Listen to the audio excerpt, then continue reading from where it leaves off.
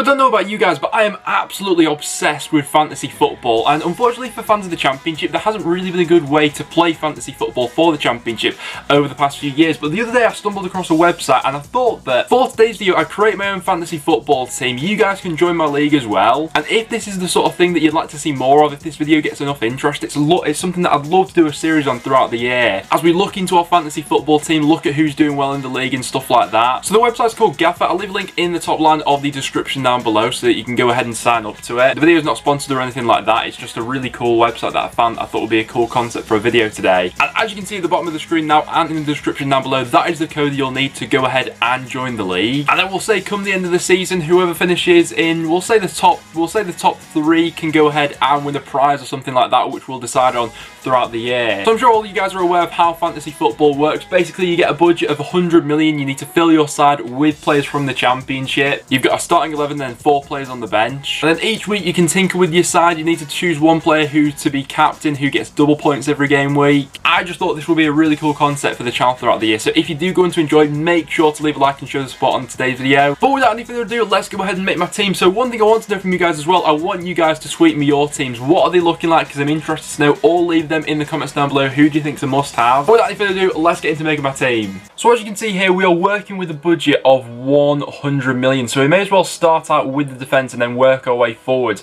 Goalkeeper, I'm not going to lie, when I'm doing Premier League fantasy football, goalkeeper is always one area that I like to cheap out with a little bit.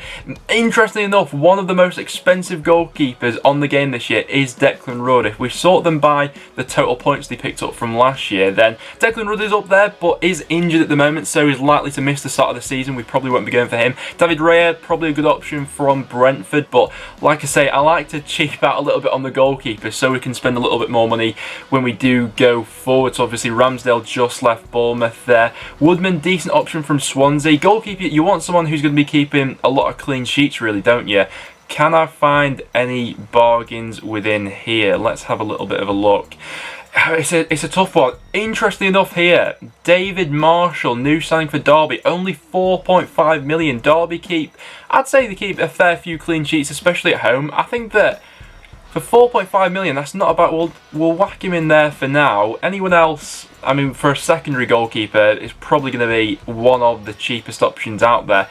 Anyone here that's going to play? Joe Lumley might get a bit of game time this season for QPR. Adam Davis for Stoke ended the season very well. We'll put him in for the time being as our number 2, our keeper on the bench. Like I say, he finished last season with Stoke brilliantly, and if he does get that number 1 spot, I do fancy Stoke to be quite strong at the back this season, so that could be a decent option for us there. So we've still got 91.5 million to spend on the rest of this side here. Going into the defenders, this is where stuff could start to get expensive. I feel in the Premier League, the must-have defender is someone like Trent, isn't it? He costs, I think, 7.5 mil on the Premier League game. For a defender, you want them to be able to keep clean sheets. You also want them to get goal contributions. That's where the most points are going to come from. Someone like Matty Cash could be an absolute gem this year. I mean, God, he costs 6.5 million, so he's not cheap. But I feel like for attacking returns, the amount that link-up he has with Joe Lolly down that right-hand side, we'll whack Matty Cash in for the time being.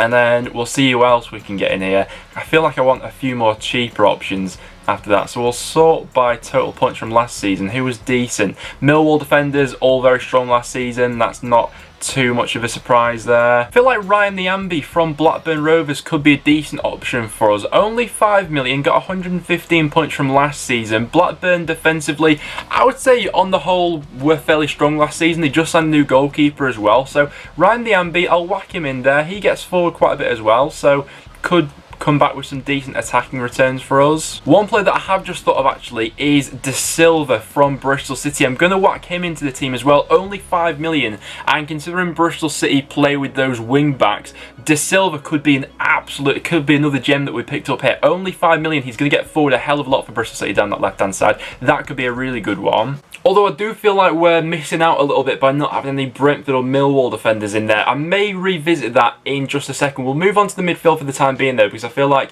in the midfield, that's when things could get ridiculously expensive. So if we do look at the most expensive midfielders, Ben Rama up there, 11.5 million, still a bit up in the air if he's going to stay or go. If he is though, I mean 285 points last season. That feels like a bit of a must-have. We'll sort them by how many points they actually did pick up from last season, because I feel like there could be a few cheaper alternatives in here. So Benrahma, Eze, who it's looking like will be off, and Bimu could be the main man for Brentford this year, possibly. If Watkins and Benrahma do leave, then Bimu at 9 million looks quite tempting. Over 200 points last season. We'll put him in for the time being.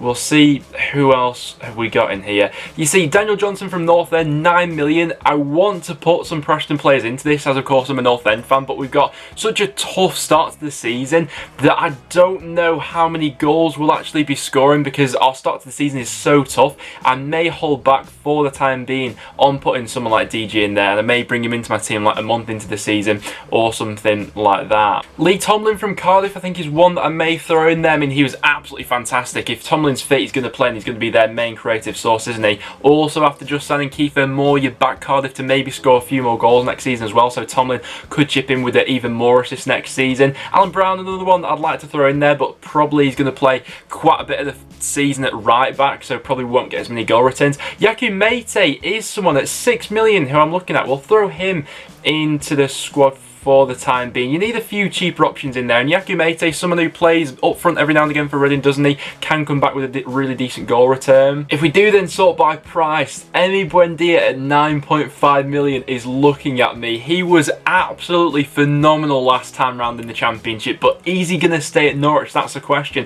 Sarr at Watford, another one who could be fantastic, but probably more than likely going to end up leaving. I think I'm going to have to do an updated video to this one just as the season's about to start, because I mean, I tinker with my team a ridiculous amount, and come the start of the season it's probably going to get shifted around quite a bit. Joe Lolly at 8 million, that is very tempting. 200 points he picked up last season. Brooks could be very good. Todd Cantwell as well, 8 million.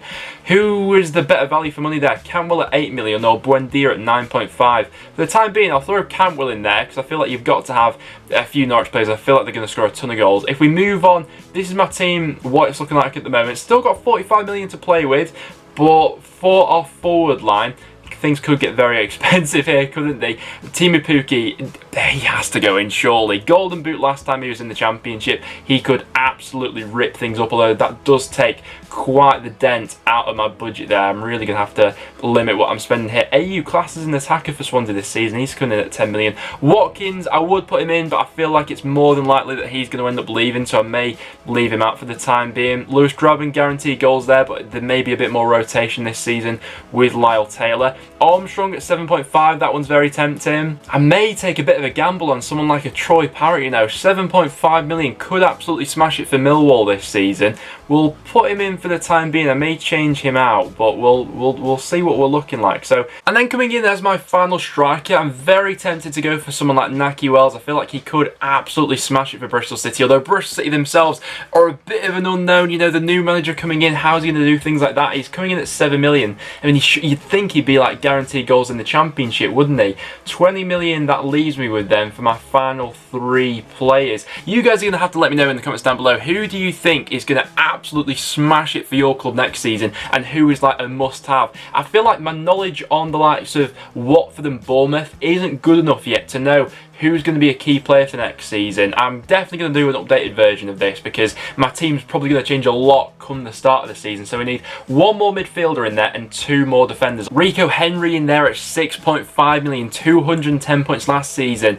I'll throw him in there, and I feel like someone like Romeo maybe, he'll get forward quite a bit for Millwall as well. That leaves us with 8 million still left for a midfielder in here. Wow. So for 8 million, if we sort by price, Joe Lolly comes in here, 200 points last season. Paul Gallagher for North End, I feel like he's going to be used a little bit on and off really, so I'm not going to go for Gally. I feel bad for not including the Preston player in here, but we've got such a tough start to the season. I don't know who I'd throw in there. Maybe if we go ahead and sign a striker, I'll throw them into the equation. I am tempted to throw DG in there, but I don't know if he'll be playing in that number 10 position or he'll be playing a little bit deeper. Tom Lawrence at 6.5 could be decent. Rooney at 6.5 as well, though I feel like he'll be playing quite deep this season. Asai Samuel, now that is an interesting one. I feel like I'm going to throw Asai Samuel into the team, and I'm going to take Yaku Mate out for the time being. That leaves us with 7.5 for a midfielder now. But now this has made me want